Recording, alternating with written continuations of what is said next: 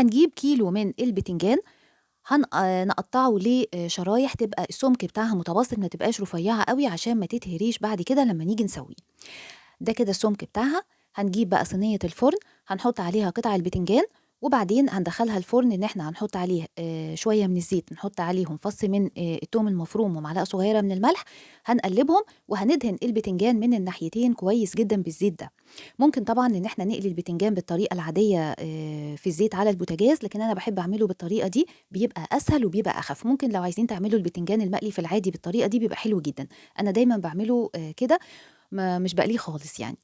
بعد كده هندخله الفرن على حرارة 180 درجة لمدة تقريبا نص ساعة. في نص الوقت هنقلبه على الناحية التانية. هنجيب بقى كوبايتين 2 من الرز، هنغسلهم كويس بالمية، وبعدين بعد ما هنصفيهم من المية اللي غسلناه بيها هننقعه في مية لمدة تقريبا ربع ساعة. هنسيبه بقى ونروح نجيب اللحمة. هنجيب قطعة من السمنة على شوية كده صغيرين من الزيت، ربع كيلو من اللحمة المفرومة، على نار عالية جدا هنقلبها لغاية لما لونها يتغير. بعد كده هنضيف عليها ملح وفلفل اسود، مع معلقة صغيرة من الكمون والكزبرة، ورشة من القرفة، ومعلقة صغيرة من السماق ومن بهارات المشويات.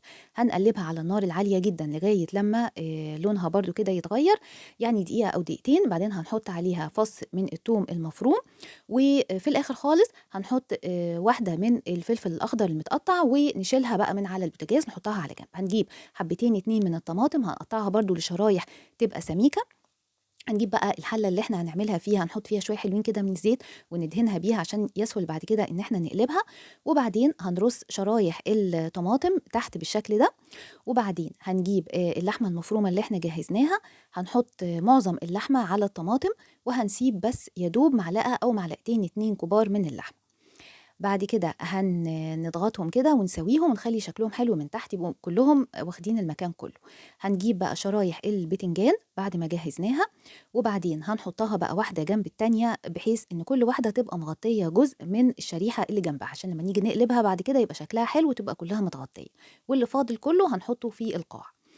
المعلقتين اللي احنا شلناهم على جنب هنحطهم فوق البتنجان، دول بيدوا طعم حلو جدا للرز لما بيستوي معاها.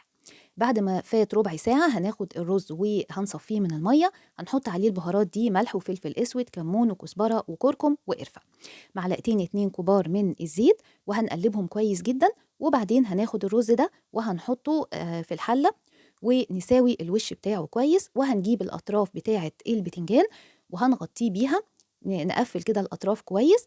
بعد كده هنجيب بقى السوائل اللي احنا هنسويها بيها، ممكن نسويها كلها بشوربة أو كلها بمية سخنة يعني مغلية، أو أنا عملت نص كده ونص كده.